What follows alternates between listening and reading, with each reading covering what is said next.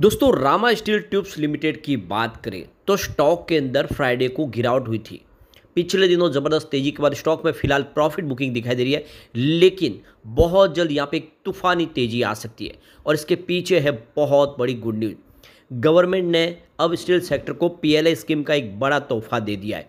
Specially steel बनाने वाली कंपनियों के लिए ये मौका है, जिसमें रामा स्टील ट्यूब्स लिमिटेड भी शामिल है। उसके पीछे वजह क्या है उसको समझेंगे। और सबसे जो बड़ी बात है कि कंपनी ग्रीन एनर्जी सेक्टर में भी अब एंट्री कर चुकी है। यहाँ पर ग्रीन एनर्जी सेक्टर से भी संबंधित एक बड़ी अपडेट निकल के आ रही है, जो इशारा करी है कि रामा स्टील ट्यूब्स लिमिटेड जो लगातार लोगों को बोनस देके पहले ही मालामाल कर चुका है, क्या आने वाले समय फिर से ज़बरदस्त रिटर्न दे देगा, जानेंगे इस वीडियो के माध्यम से। क्या इस समय हमें इस पेनी स्टॉक में निवेश करना चाहिए, क्योंकि कंपनी का जो सेक्टर है वो बहुत ही शानदार है। डिफेंस और रिन्यूएबल एनर्जी सेक्टर में एंट्री कर चुकी है कंपनी और अपने कर्ज को लगातार कम करिए। कंपनी बहुत जल्द लग रहा है कि कर्ज मुक्त हो जाएगी। तो क्या इन्वेस्टमेंट करना चाहिए, जानेंगे इस वीडियो के माध्यम से। लेकिन फ्रेंड, उससे पहले अगर आप पहली बार हमारे चैनल पे आए तो चैनल को सब्सक्राइब कर दीजिए, एक बेल आइकॉन दबा दीजिए ताकि जब भी नया वीडियो बने पहला नोटिफिकेशन आपको मिले। वीडियो पसंद आए तो लाइक से जरूर कीजिए। चलो फ्रेंड्स, वीडियो स्टार्ट करते हैं। मैं हूं आपका दोस्त एसपी दवे और हमारे अपने चैनल ऑनलाइन कमाई में आपका बहुत बहुत स्वागत है। तो सबसे पहले रामा स्टील ट्यूब्स लिमिटेड के कारोबार की बात कर ले तो फ्राइडे को बीएसई पर 14.89 पर क्लोजिंग थी। 2.74% की गिरावट देखने को मिली। वैसे स्टॉक आपको पता होगा कि 10.5 से दौड़ना शुरू हुआ था सितंबर महीने की शुरुआत में, तो 17.5 तक चला गया। उसके बाद में इसमें प्रॉफिट बुकिंग आई और आपको ये पता ही होगा कि रेगुलर वीडियो मैंने बनाए थे और उसमें आपको कहा था कि प्रॉफिट बुक करना चाहिए। काफ़ी लोग ये सोच रहे थे कि ये जो अब अपर सर्किट में दौड़ने लगा तो ऐसे ही 50 या 100 हो जाएगा। ऐसा पॉसिबल नहीं है। कितना भी शानदार स्टॉक हो, कितनी भी अच्छी गुड न्यूज हो, एक बार बड़ी तेज़ी के बाद उसमें थोड़ा सा ठहराव आता है, थोड़ी सी प्रॉफिट बुकिंग जरूर आती है। हाँ, अगर कोई छोटा स्टॉक हो जिसके अंदर बहुत ही कम वॉल्यूम ट्रेड में काम हो रहा है, जिसमें आप देखें तो बहुत कम शेयर की क्वांटिटी है, तो वो उसमें लगातार अपर सर्किट में बहुत ऊपर जा सकता है। लेकिन रामा स्टील ट्यूब्स में ऐसा नहीं है, इसमें भारी वॉल्यूम में कामकाज होता है और इसलिए इस स्टॉक को कोई भी लगातार ऊपर लेके नहीं जा सकता। कंपनी के बिजनेस की बात करें तो आप देख सकते हो कि कंपनी स्टील सेक्टर की एक बहुत ही मजबूत कंपनी है। 1974 में स्टील की शुरुआत की थी इस कंपनी की।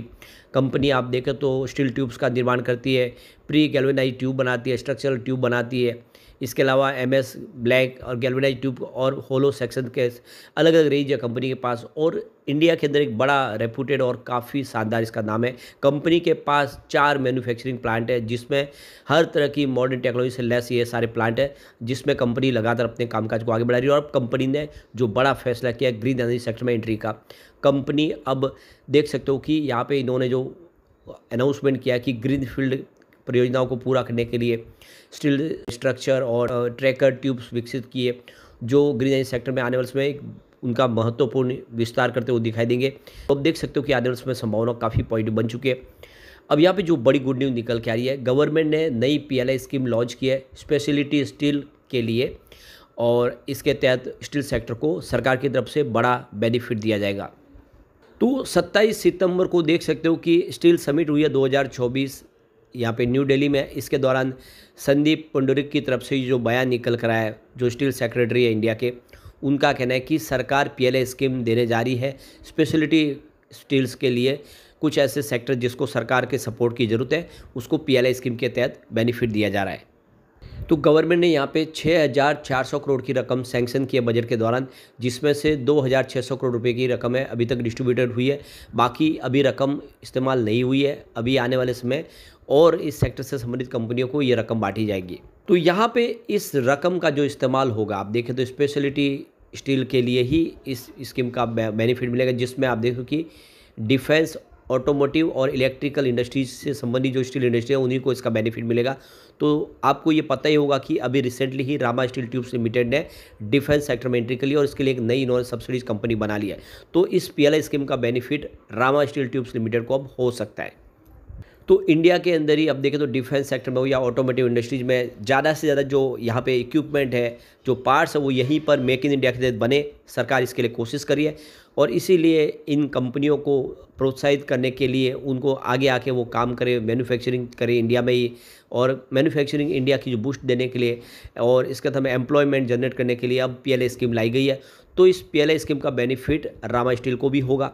तो यहाँ पे देख सकते हो कि डिफेंस सेक्टर में यहाँ पे सरकार की तरफ से पीएलआई लाई गई है, जिसमें हर तरह के वेपन्स है, व्हीकल्स है या फिर प्रोटेक्टिव गियर वगैरह बनाने वाली कंपनियों के लिए ये बेनिफिट मिल रहा है। इसके अलावा ऑटोमोटिव इंडस्ट्री जो कंपोनेंट्स बना रहे हैं या फिर दूसरे और लाइट वेट प्रोडक्ट बना रहे हैं उन सब के लिए, और इलेक्ट्रिक और कंडक्टर वगैरह एनर्जी मटेरियल बनाने वाली कंपनियों को भी इसमें शामिल किया गया। तो इससे संबंधित से जो स्टील स्ट्रक्चर कंपनियां बना रही हैं उन सबको पीएलआई स्कीम का बेनिफिट मिलने वाला है। अब एक और बड़ी गुड न्यूज़ निकल के आ रही है, जैसे कि आपको पता ही होगा कि रामा स्टील ट्यूब्स भी रिन्यूएबल सेक्टर में एंट्री कर चुके हैं। तो आरबीआई ने एक नई रिपोर्ट जारी की गई है कि 2030 तक फॉसिल फ्यूल्स है वो 50% को क्रॉस कर जाएगा। यानी इस समय अगर आप देखें तो 75% जो ऊर्जा का इस्तेमाल था वो थर्मल पावर प्लांट के माध्यम से, सिर्फ 25% में रिन्यूएबल एनर्जी का हिस्सा है। लेकिन 2030 तक ये 50% को क्रॉस कर जाएगा और जो मुख्य पावर जनरेशन का जो जरिया होगा वो फॉसिल फ्यूल्स होगा। तो जैसे कि लोगों को अभी भी विश्वास नहीं हो पा रहा है कि क्या सरकार ने गोल सेट किया है 500 गीगावाट का, वो 2030 तक वो पूरा होगा, लेकिन आरबीआई की रिपोर्ट कह रही है कि वो आराम से उसको क्रॉस कर जाएगा। वैसे आरबीआई ने कहा इसके लिए बहुत सारे निवेश की ज़रूरत पड़ेगी। अभी फ़िलहाल जिस रफ्तार से ये जो इंस्टॉल कैपेसिटी बढ़े उसको और तेज़ करना होगा, तभी उस गोल को अचीव किया जा सकता है। लेकिन ये हो सकता है और सरकार की मंशा इसमें क्लियर है। ऐसे में आने वाले समय ये आरबीआई की जो रिपोर्ट है कह रही है कि ग्रीन एनर्जी सेक्टर का जो गोल है वो समय से पहले अचीव हो सकता है। तो कुल मिला के इस सेक्टर से संबंधित कंपनियों को बहुत सारा बेनिफिट होता हुआ दिखाई देगा। फिलहाल जितने पैसे खर्च हो रहे हैं उसके 3 गुना पैसे और खर्च करने की जरूरत है, तभी उस गोल को अचीव किया जा सके। ये भी रिपोर्ट में कहा गया है। एक और अच्छी गुड न्यूज़ निकल के आ रही है इंडिया की स्टील इंडस्ट्रीज़ का। यहाँ पे जो अंदाजा लगाया कि 2030 तक 300 मिलियन टन्स तक का हमारा मैन्युफैक्चरिंग हो जाएगा, प्रोडक्शन लिमिट बढ़ जाएगी। तो इंडिया इस समय second largest steel producer company है पूरे विश्व के अंदर, जो 178 मिलियन टन हर साल प्रोड्यूस करती है स्टील का।